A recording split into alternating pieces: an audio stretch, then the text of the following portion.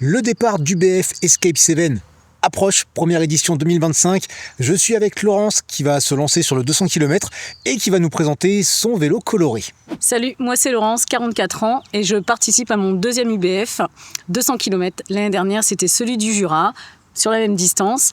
Je fais du vélo depuis fin 2016, au départ pour faire du triathlon. Et depuis 2021, j'ai basculé un petit peu sur un peu plus d'ultra. Donc j'ai fait quelques autres événements sportifs, dont ma plus longue distance, qui était Bordeaux-Saint-Malo, à 800 km l'année dernière. Ok, tu nous présentes un petit peu ton vélo, ou ta licorne si je puis dire, vu le nombre de couleurs. Mon joli vélo, donc c'est un Winspace Gravel 2. Que j'ai monté moi-même l'année dernière, donc ça fait une petite année maintenant que je roule dessus. La config, en fait je m'en souviens jamais parce que je retiens pas les chiffres.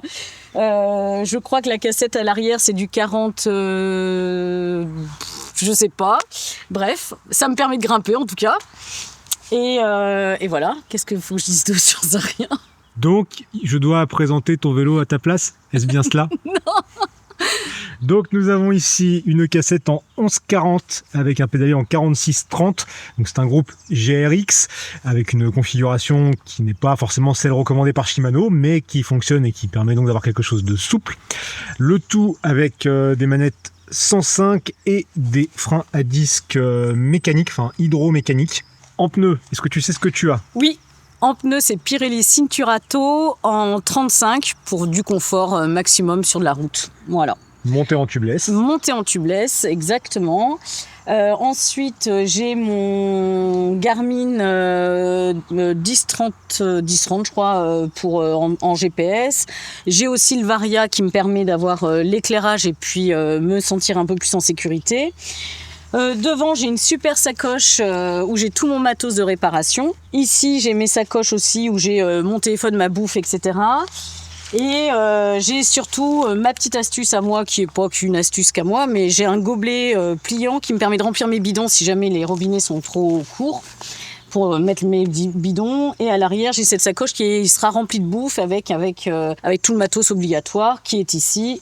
Donc, le gilet de sécurité, parce qu'on ne sait jamais le temps que je vais mettre, mon casque zèbre, mes chaussures pour la demi-saison, et puis lunettes. Et demain, je pars en cuissard court, t-shirt manche longue et un coupe-vent sans manche, parce qu'il va faire un peu frais. Peut-être des gants longs ou courts. Les courts sont ici. Et voilà. Donc toi, tu as pris des prolongateurs pour 200 km. Là, avant, on a pu voir des vidéos de personnes qui partaient sur le 500 sans prolongateur. Les prolongateurs, pour toi, c'est une habitude. T'en prends toujours. Tu penses beaucoup t'en servir? Alors en fait, moi, les prolongateurs, ils me servent surtout, pas forcément en termes de position, mais je les ai toujours eu.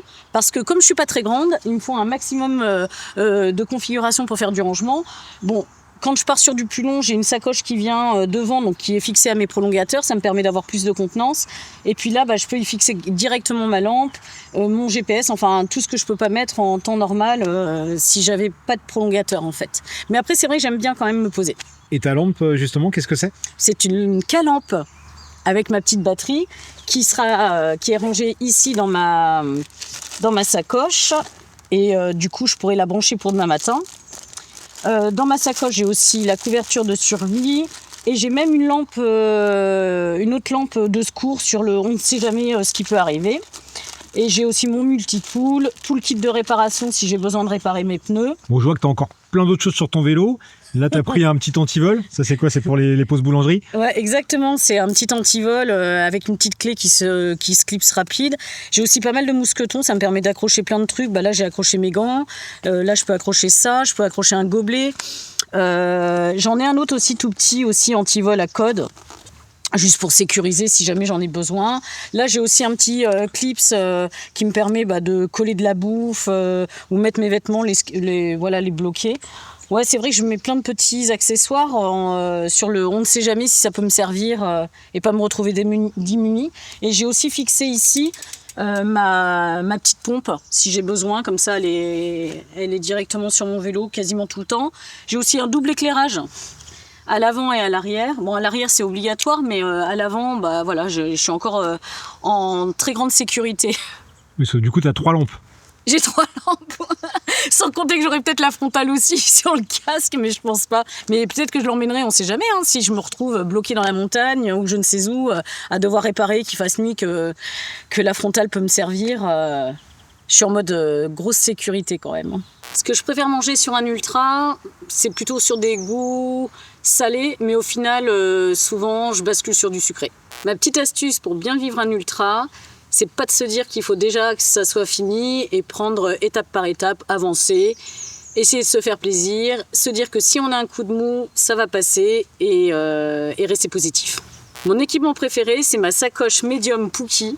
Elle est colorée et je l'adore. Ce que je rêverais de faire avec mon vélo, c'est un long voyage, tranquille. J'aimerais aller justement voir les montgolfières à Cappadoce. Je participe à des ultra vélos pour repousser un petit peu mes limites, voir autre chose, voyager, faire une aventure. Mon meilleur conseil pour être finisher, pédaler sans s'arrêter, jusqu'à la ligne d'arrivée.